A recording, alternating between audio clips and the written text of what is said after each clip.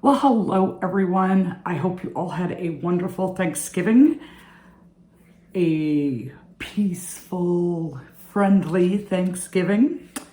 It has been such a busy week between Thanksgiving, Black Friday, which I did not go out and shop. I sat on my computer and did a tiny little bit of shopping.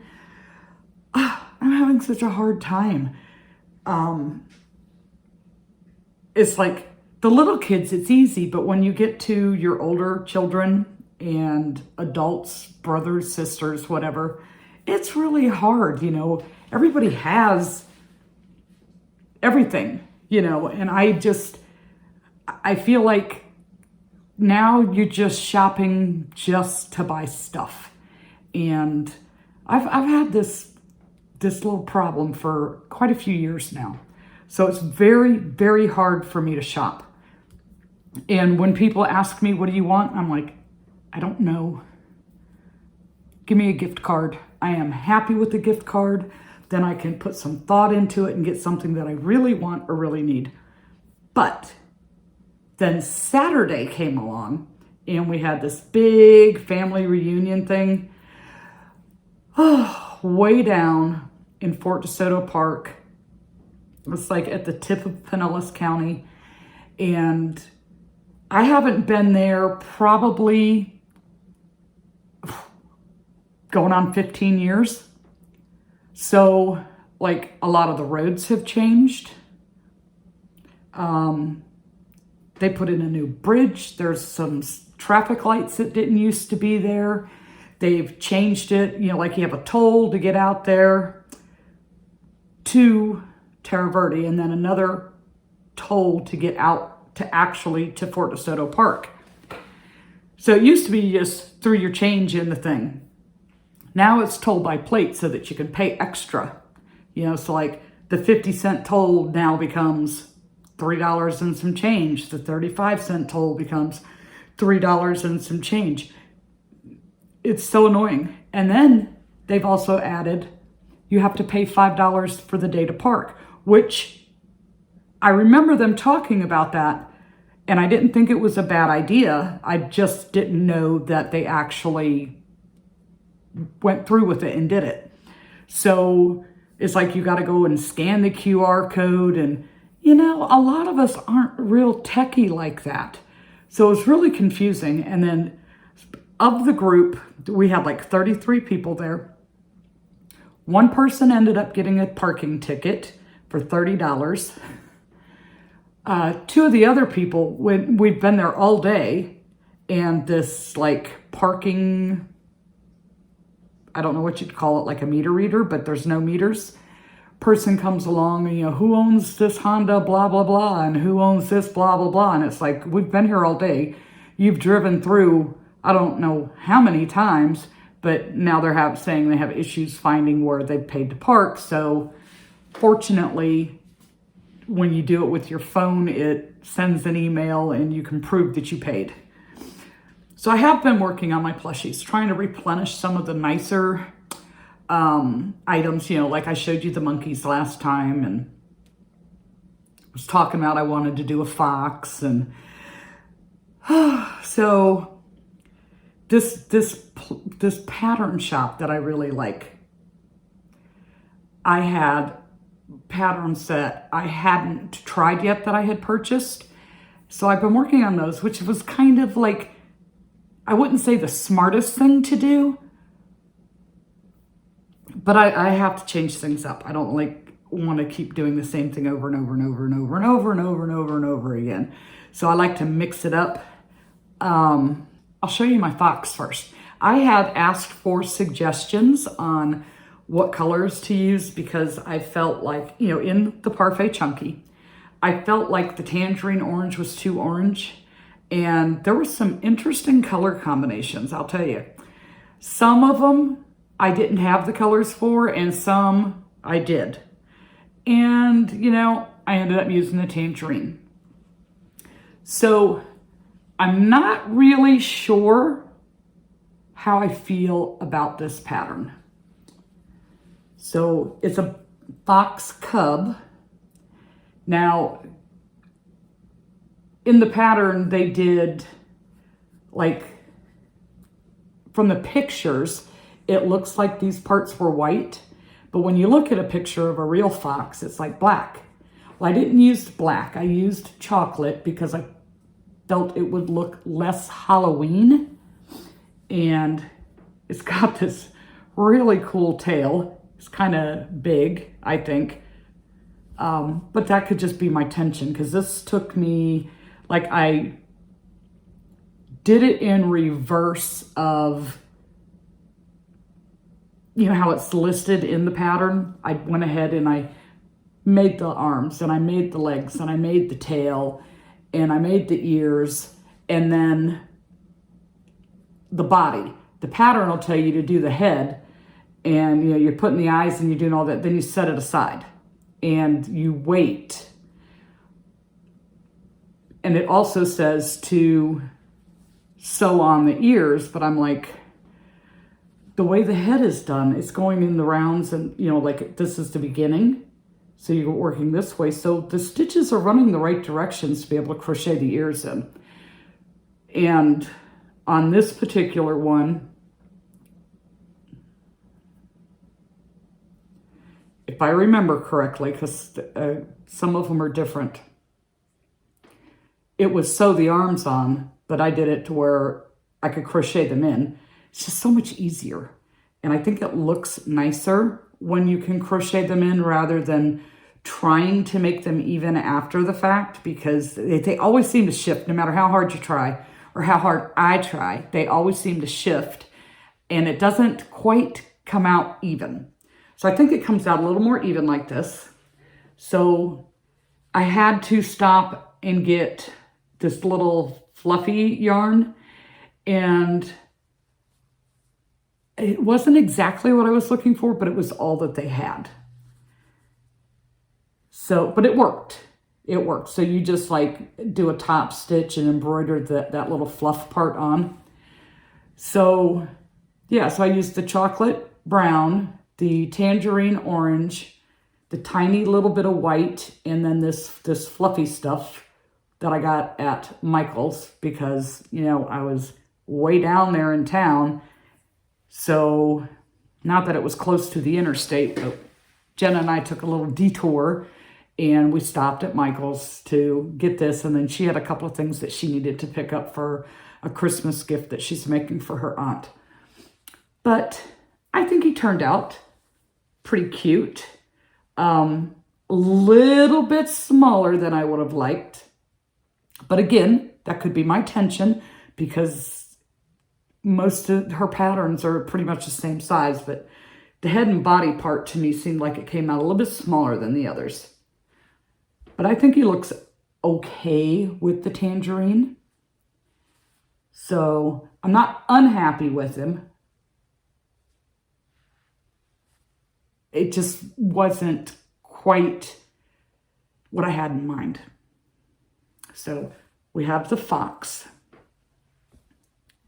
And then,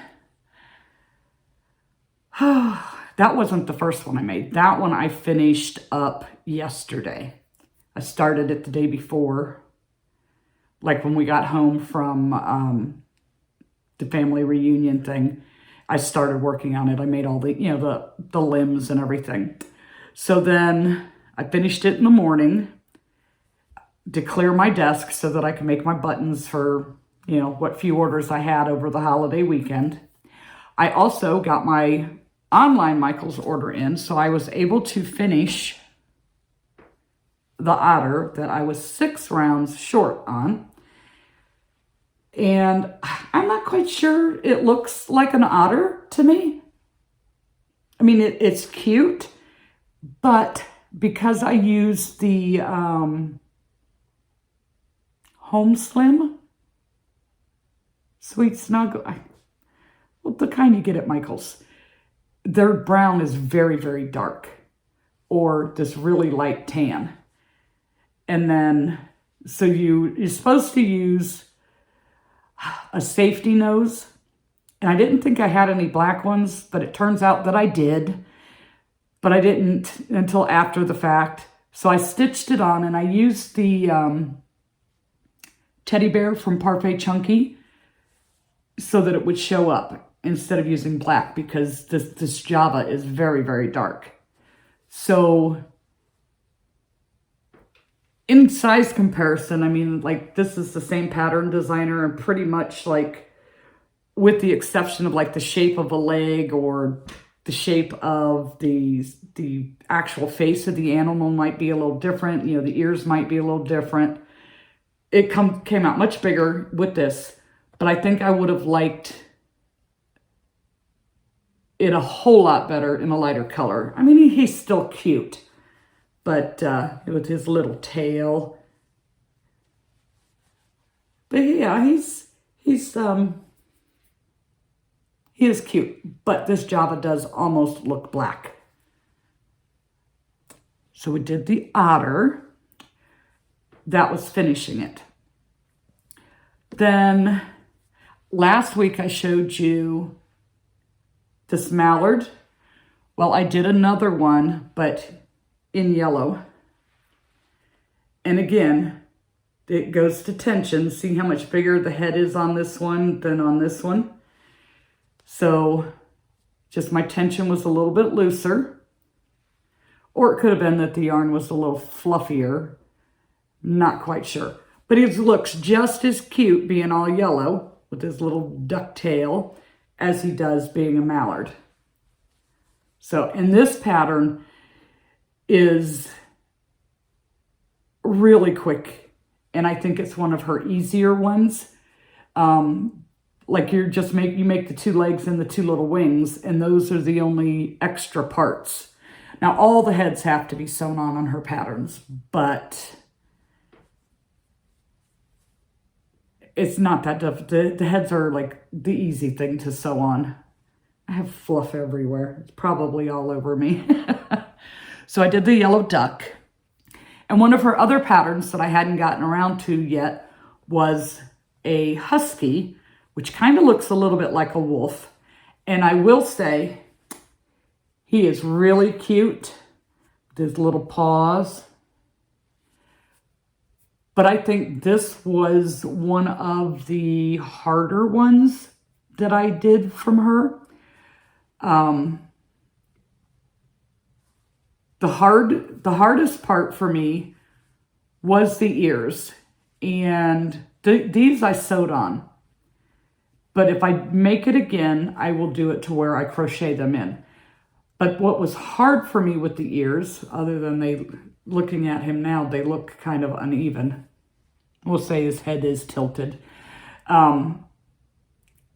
Is I kept ending up with like two left ears. I'm like, what am I doing wrong? It's like you make this little part, the light color, and then you make the gray and you have to stitch them together. And they kept coming out being like the same side. So I had a few extra ears. But, and this, I remembered I did have black for the safety nose. I thought I only had pink, but I had black. So he is a husky, but it could possibly be a wolf. I guess it's whoever's looking at it. And you get the little, you know, you stitch on the little divider things to make it look like it has toes, and it has the little pads on the bottom of its foot. And he's really cute. But he was one of the harder ones that I did by her. So one of the other patterns that I had from her, because I bought a whole bunch. And some of them I just didn't have time to get to. So one of the other ones was an elephant. And I won't say that it was hard. You could tell it was one of her first patterns because the information for like all the details wasn't quite as detailed as a lot of her other patterns were. But I think it still turned out pretty cute. So I used a little purple for the bottoms of the feet and front legs, back legs, so they don't have hands. It's got a little tiny elephant tail. Big floppy ears. And now she decorated hers. She did like a headband with little flowers on it. But I decided to put little bows on the floppy ears instead of the headband with the flowers. But look at this little chubby guy. I mean, just so womp.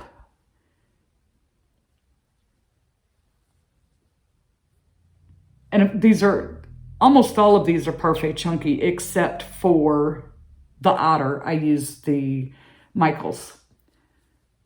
So, yeah, cute little elephant.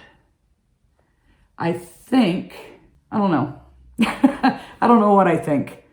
So, those were kind of like all new. And I'm supposed to be working on the things that I sold out of at the last craft fair, which I did, you know, with the monkeys and a couple other things that I showed you last time.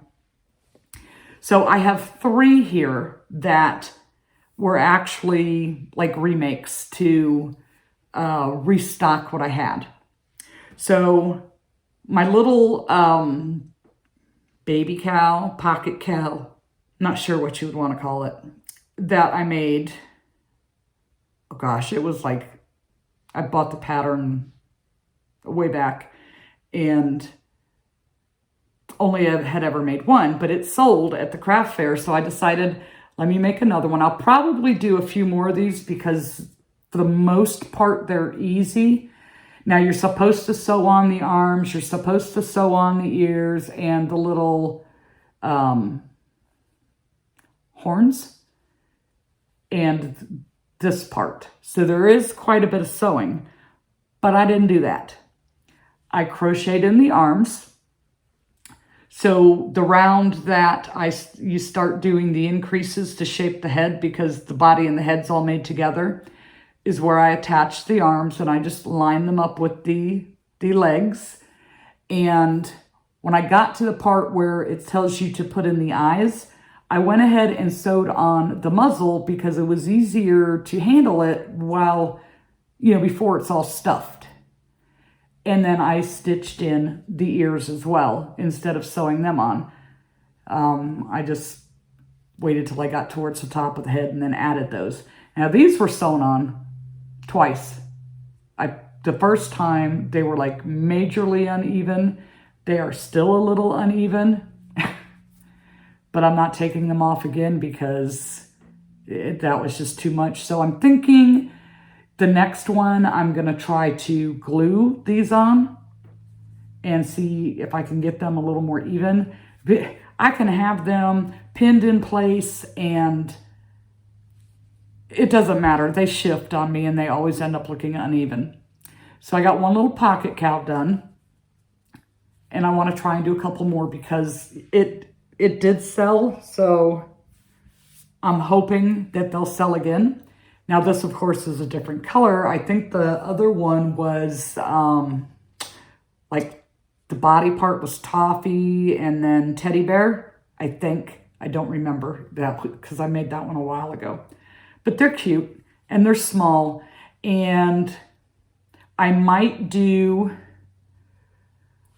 a couple of them because they are small, you know, they're little kid size, do a couple of them without the safety eyes and just stitch some eyes on so that the little kids can have them. My other remake, which I'm happy with how it turned out, with one regret.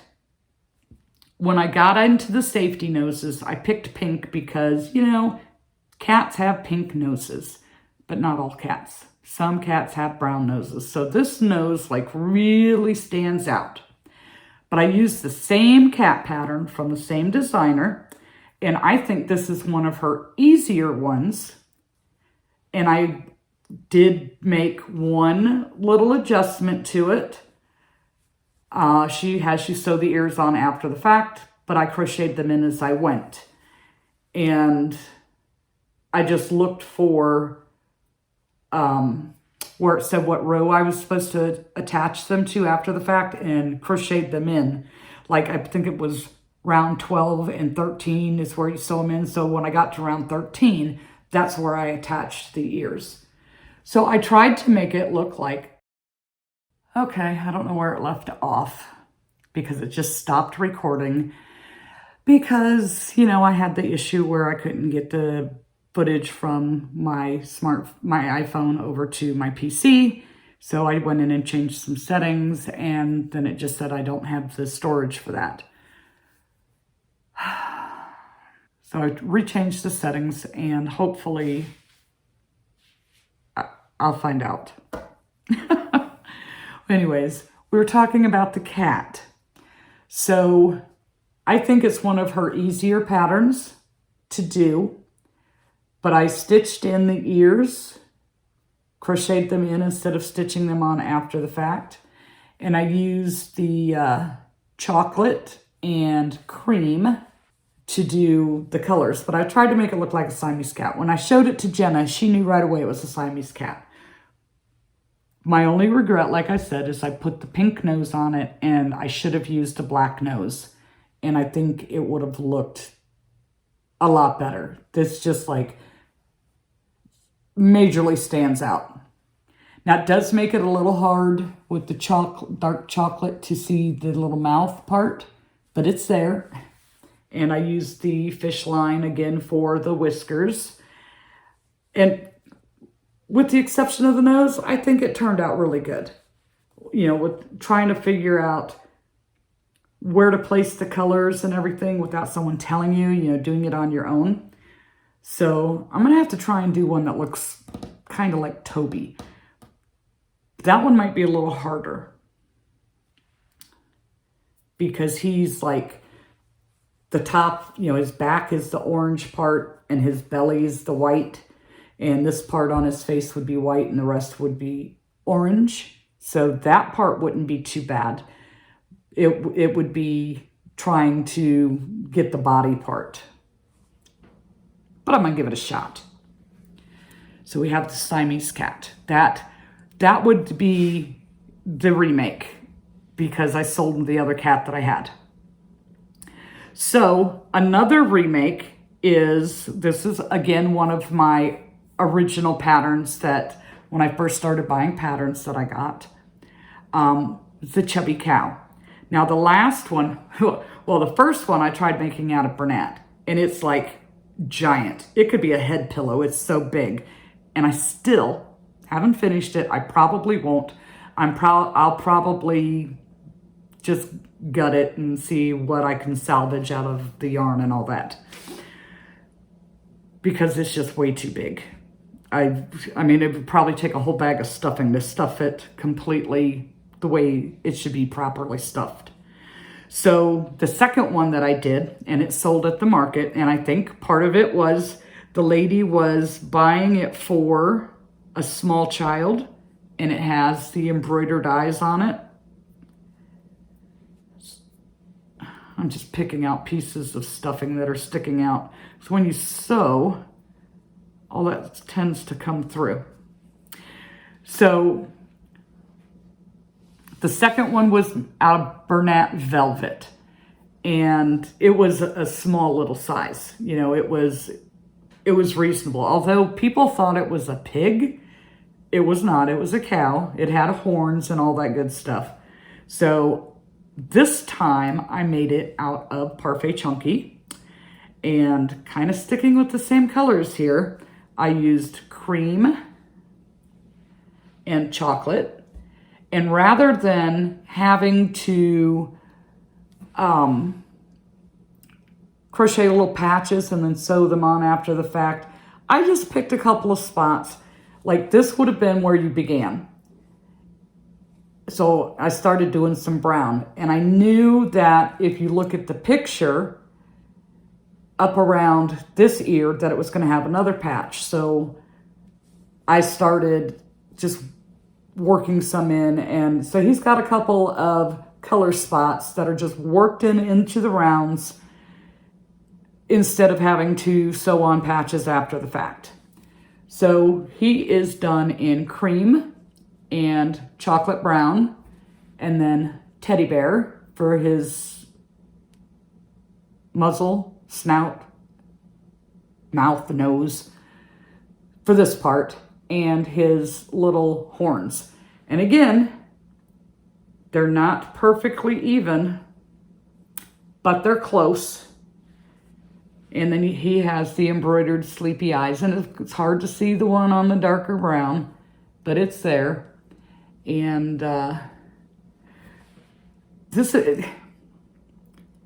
pattern is fairly easy. Like last night I made the body, except for the very last row because I wanted to make sure I had it stuffed right. So I closed it up this morning and then made all the other pieces. It's just this one, there is so much sewing.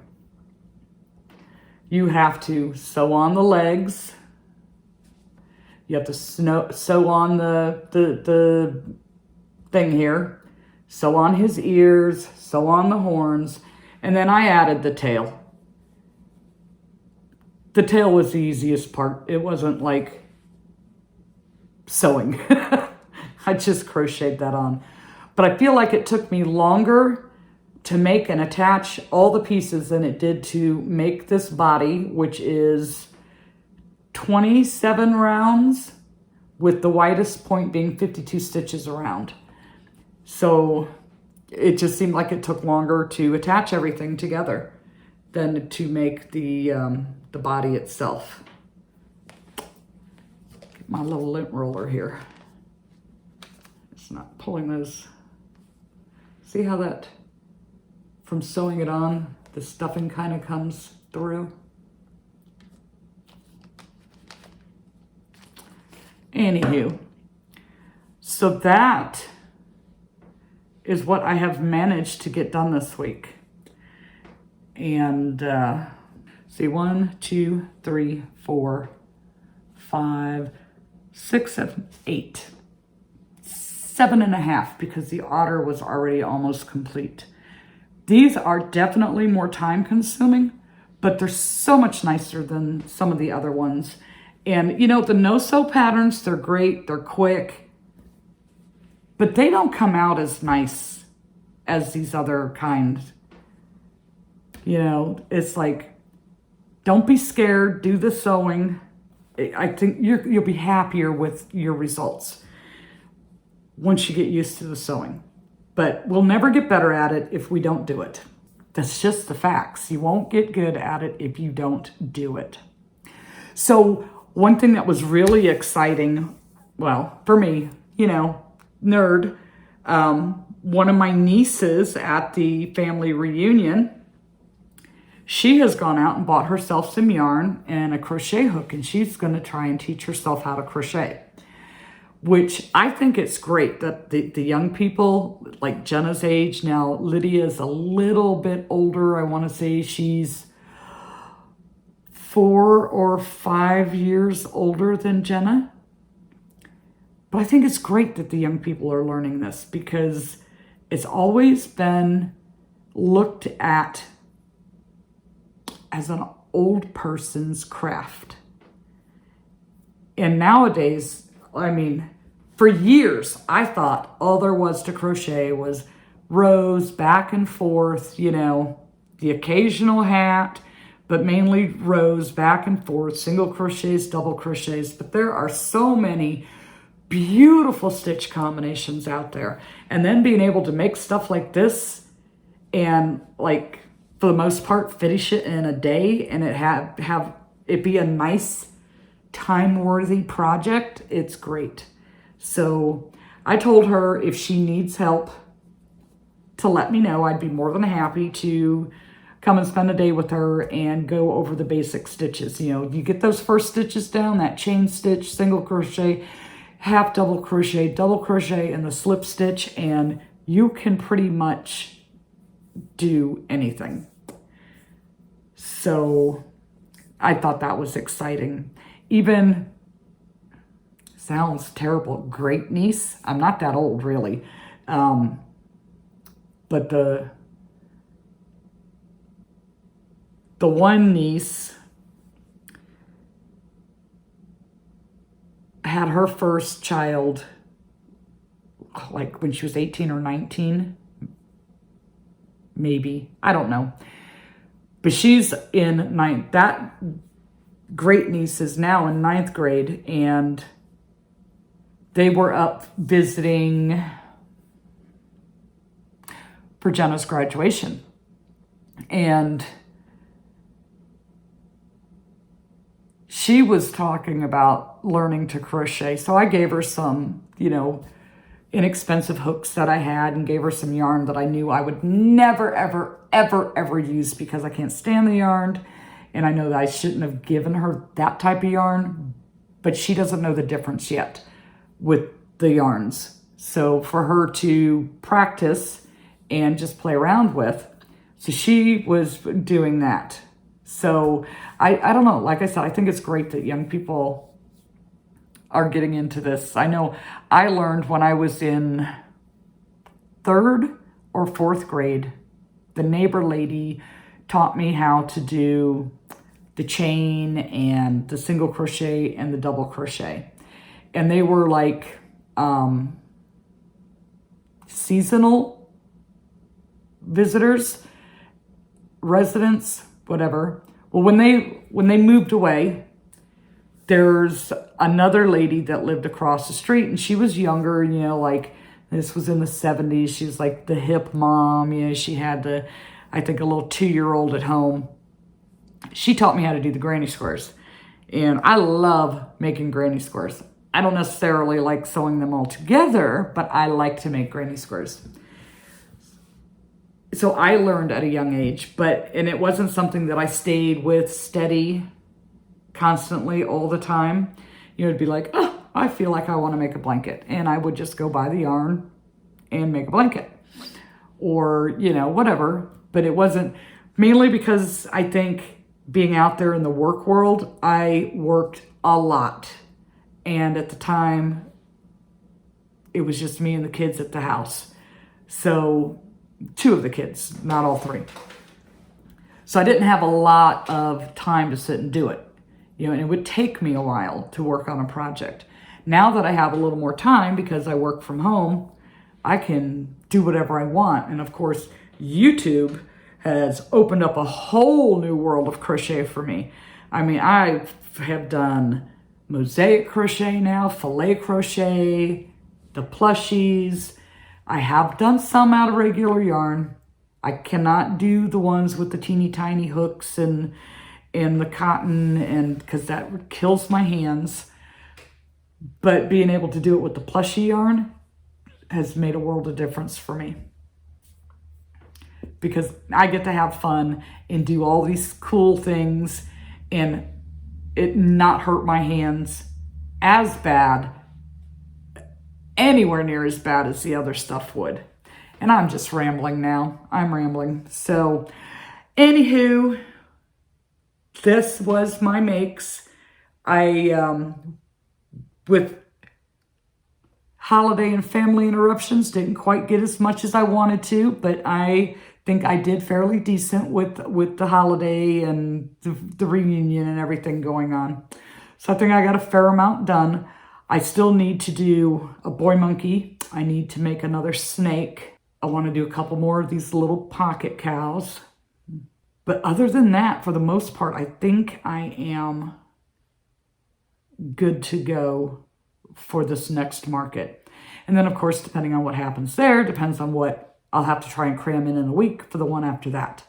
So I'm not expecting these next 2 markets to be like huge and spectacular. I think they're like smaller events. The one that I did go to is one that they've been doing for years and years and years. And now if I wouldn't have had the unfortunate situation of the plushie booth is the last thing on the outside before you see when you come in, and me being the first one that you see when you come in, I probably would have done better, but I am not unhappy with my results. I think I did decent, especially for my first time and learning how to set up all the stuff. But so yeah, I'm not expecting the next 2 to like be off the charts or anything. So I'm not stressing like I did with that first one, you know, because I had plenty of stuff left. I just wanted to replenish some of the nicer things that sold, like the monkeys and the cat. I don't think I'll get another deer done because that one took me a bit because of the antlers, in that I had to use the small hook and the smaller yarn. So on that note, I am going to bid you farewell. And if you'd like to hang out and chat some more, if you just click on this link right over here, it will take you to the next video.